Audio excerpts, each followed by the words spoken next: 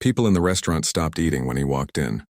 Tall, tired-looking, holding the hand of a little girl with big, hopeful eyes.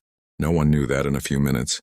This single father would say something that would make the entire place fall silent and bring several to tears. Daniel never believed in blind dates. After losing his wife 3 years ago, he felt that the world had turned gray, as if every color had been drained from his life.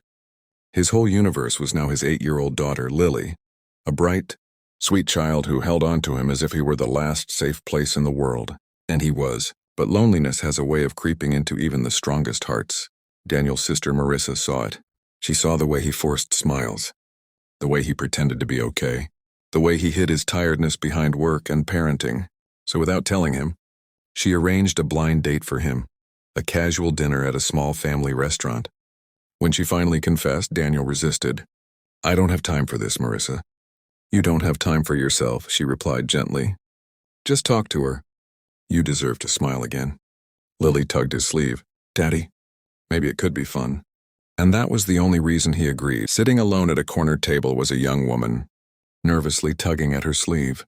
She wasn't what people would call conventionally attractive. She was overweight with round cheeks and soft features, and she carried herself like someone who had been judged more times than she could count. Her name was Emma, and people stared at her.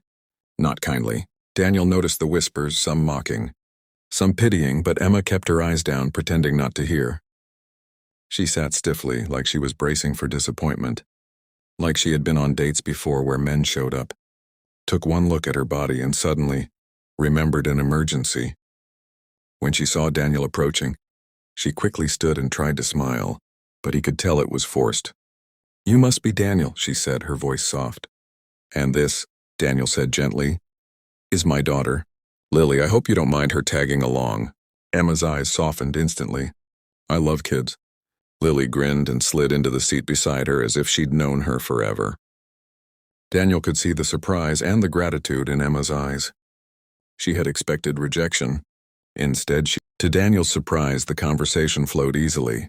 Emma talked about her job as a children's librarian, her passion for storytelling, and her love for baking. Lily was instantly attached. Emma had a warmth that made her feel safe. Daniel smiled more in that hour than he had in months.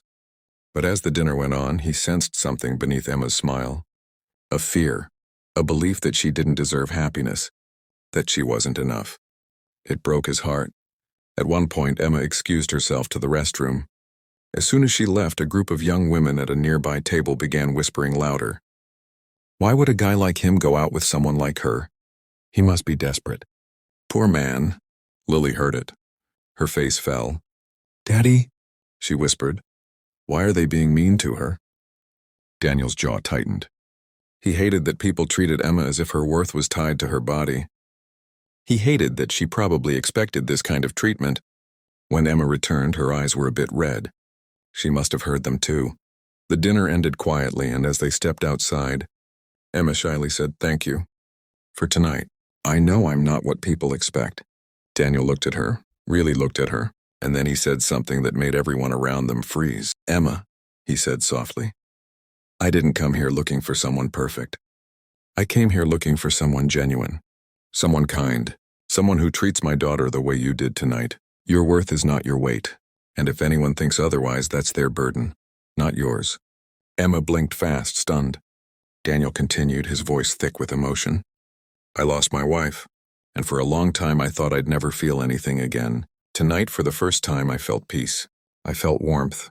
Because of you." Tears welled in Emma's eyes. But what happened next made every onlooker fall silent. Lily reached up, took Emma's hand, and said in her innocent, honest voice, "I wish you could be my friend. Maybe one day you could even be my mom." Emma broke. Daniel broke. Even the people who had whispered cruel things earlier froze, their mouths shut, guilt heavy in the air. Daniel gently placed his hand over Emma's.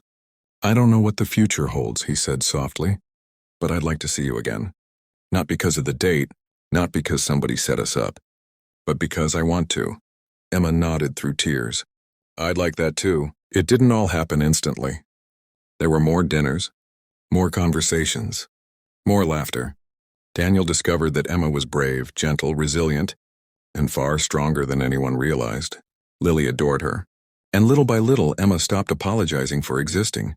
She started to believe she wasn't too much or not enough. Months later, at that same restaurant, Daniel took her hand and said, "You made my home warm again." Emma cried, not from sadness but from healing. And the people who once whispered judgment now watched a love story unfold that was real, imperfect and beautiful. Love doesn't come in perfect shapes. It doesn't arrive dressed to impress. It comes quietly, in kindness, in patience, in the moments when someone sees your soul instead of your body. Daniel didn't fall in love with Emma because she fit an image. He fell in love because she was a good person. And that is a message the world needs to remember.